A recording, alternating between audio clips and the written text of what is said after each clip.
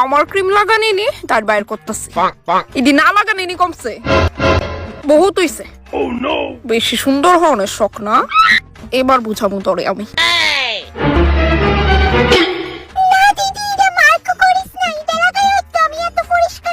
ইটা অনেক পাতলা লাগতেছে ইটা বোধহয় তাই বেশি লাগা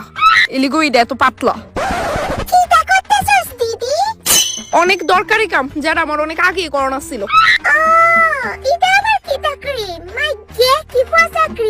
সাধু সাধিস না আমি জানি তুই এই ক্রিমটাই বেশি লাগাস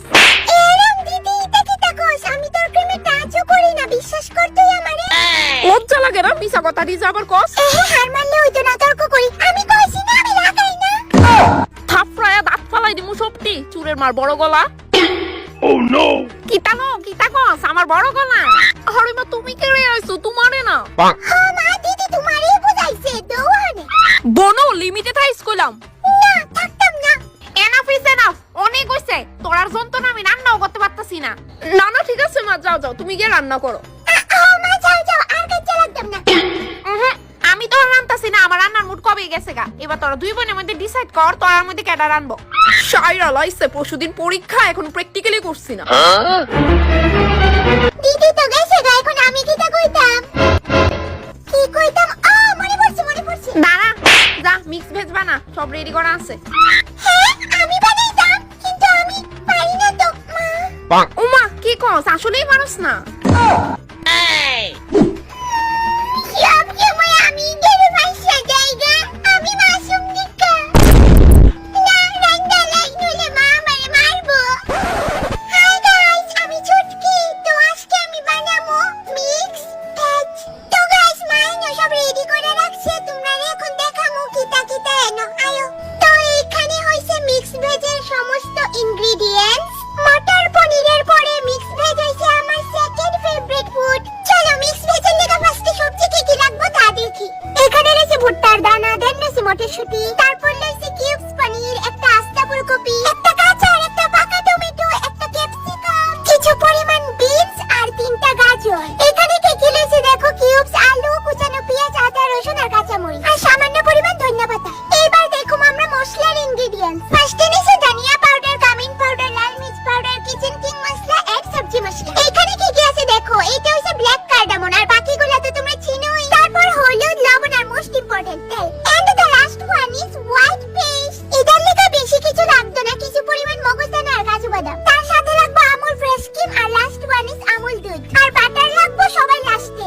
তো এখানে সব আইটেম তোমরা দেখাই দিছি এবার আমি শুরু করি রান্না সো স্টার্ট করি চলো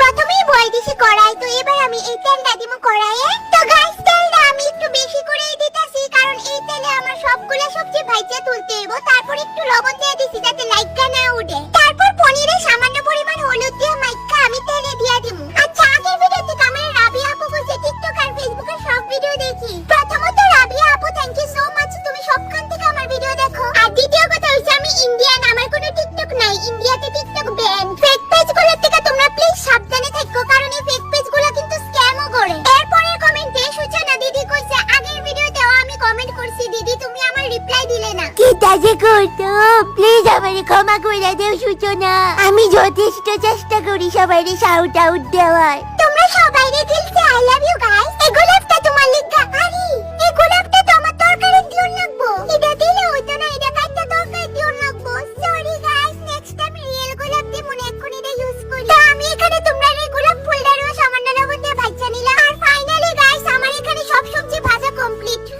ভাজতে ভাজতে অর্ধেক বেলা গেছে গা এবার বুঝছি মা আমরা লেখা কত কষ্ট করে পিঠি সিদ্ধ করি তারপরে ভাজা সবজির উপরে ভুট্টার দানা আর সমস্ত মটরশুঁটিগুলো দিয়ে দিলাম দেন গাইস আচ্ছা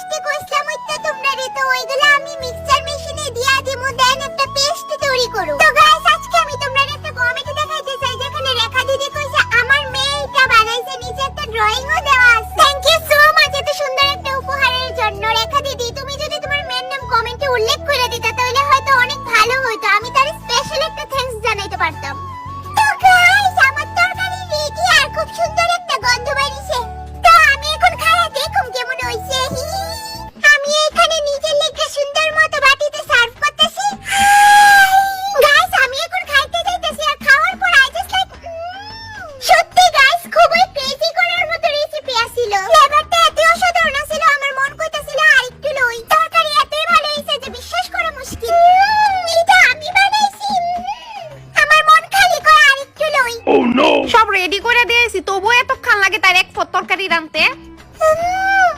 শেষ আর অল্প লই তারপরে লইতাম না। দেখতে লাগে তো বিষয়টা। কি তানো রান্না এখনো হইছে না? হ্যাঁ মা রান্না শেষ। কই তরকারি দে, আমি দেখি না তরকারি কই। হইতে তোর মা আমি দেখছি না কোন বেলা শেষ হয়ে গেছে গা। চুটকি